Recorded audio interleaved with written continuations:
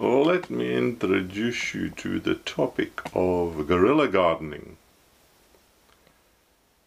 That usually people have their own little plot, their own little garden, their own little space where they can enjoy flowers, where they can bring beauty into their lives by growing flowers.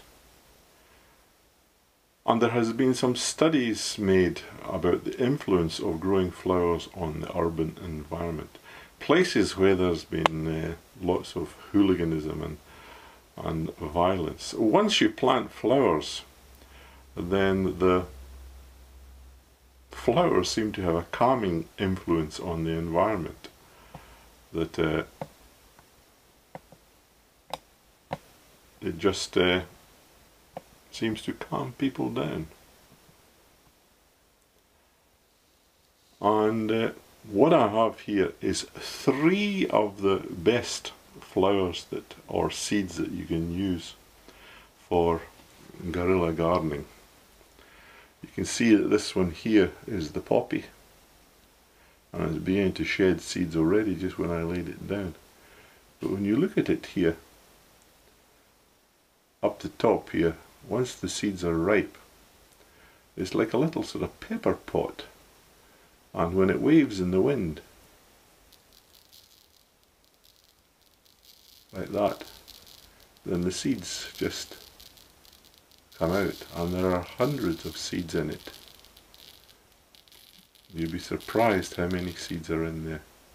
This is just from one poppy seed. You can gather up those seeds and just scatter them. If we break it open, we can have a look and see just exactly how many are in here. Oh, let's keep this in focus.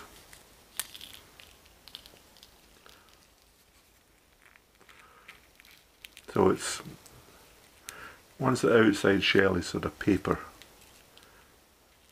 thin, then the seeds are ready for harvesting. So you have the potentiality of growing hundreds of poppy seeds from one plant. And you can go to some waste ground that's near you and scatter some of these seeds, and then next year wait and see what's going to happen, that whether it's going to brighten up the place or not. This is guerrilla gardening at its best.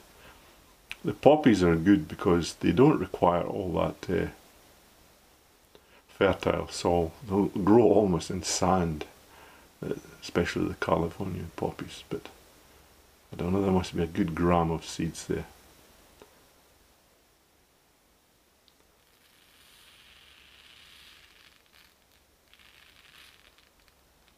And of course you could also sort of put them on your bread, the poppy seed bread.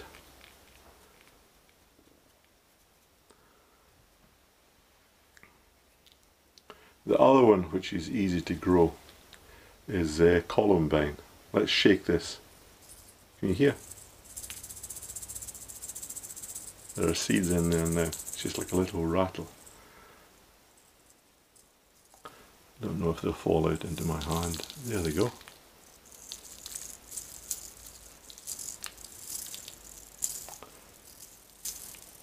So those are the Columbine seeds. They're not as prolific as the poppy seeds, but once you get these established, they spread very easily, and it's a plant that grows, and you never know what you're going to get from these Columbine seeds.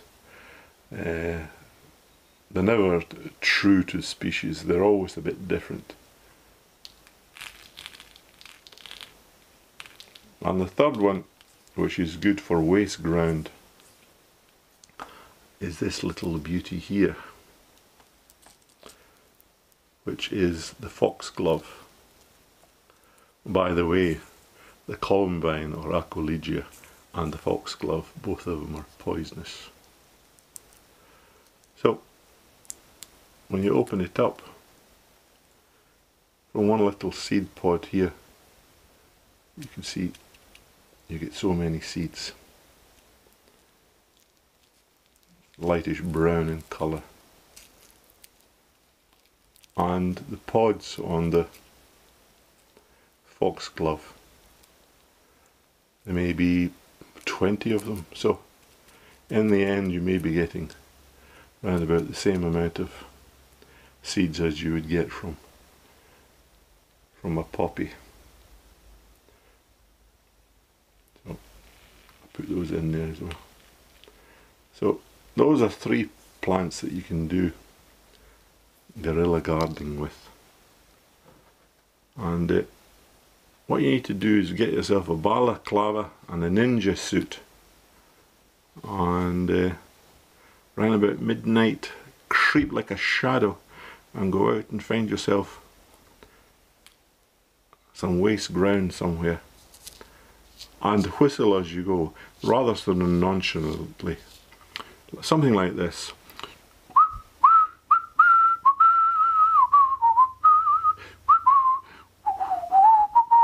And as you do it, you just drop the seeds out. You can hold your hands down by your side so that no one will even notice. And scatter them on some waste ground and wait for the results next year and see what it's like. Improve your neighbourhood by doing guerrilla gardening. You know it makes sense. Share the beauty.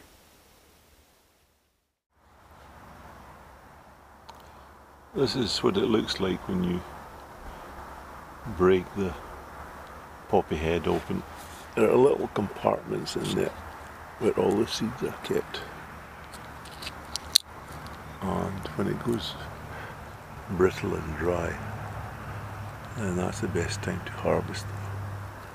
So that's what it looks like on the inside. You can see that there are still some seeds there.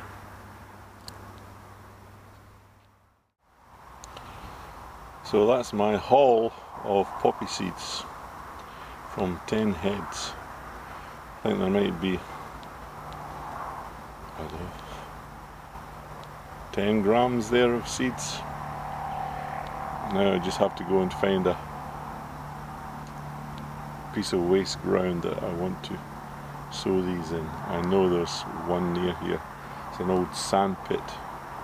They've had lupins growing down there. I've already seen how the lupins have spread. It'd be lovely if these red poppies spread as well. Another great self-seeder is the lupin. Once the seed pods they dry out, they split open and they shoot their seeds all over the place, and they just get these sort of ram's horn configuration after the seeds have been shot out. I think most of them here have opened up. And I see one over there which hasn't opened up yet. I think I can get it.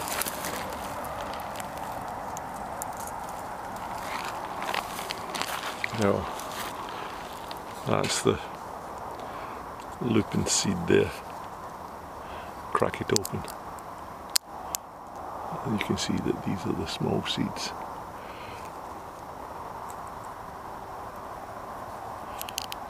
So they keep on shooting all over the place.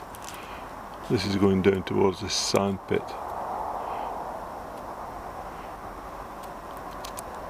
And these are blue lupin seeds. So they become naturalized here along this path. It's quite a sight in the summer when you see these. So that's another good seed for guerrilla gardening. The lupin.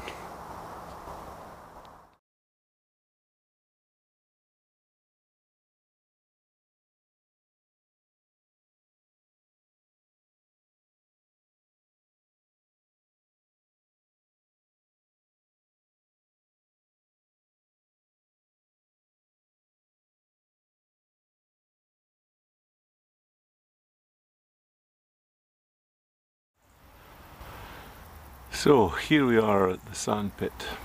This is a place that children come in the winter time and go on their sledges and slide down those slopes.